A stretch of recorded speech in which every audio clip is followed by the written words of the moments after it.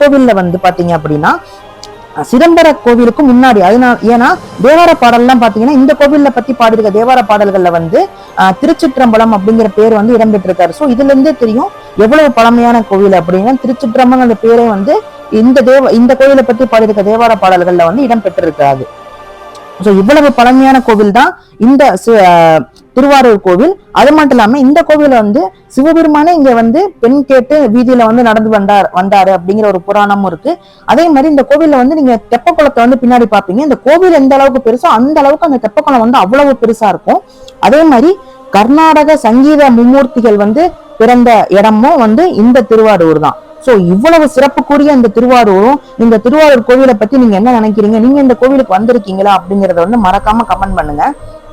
So மிக மிக பெரிய கோவில். நாங்க சொன்ன மாதிரி தஞ்சை பெரிய கோயிலுக்கும் இது வந்து ஒரு படி மேல, அதாவது ரொம்ப பெரிய கோவில் அப்படின்னு வந்து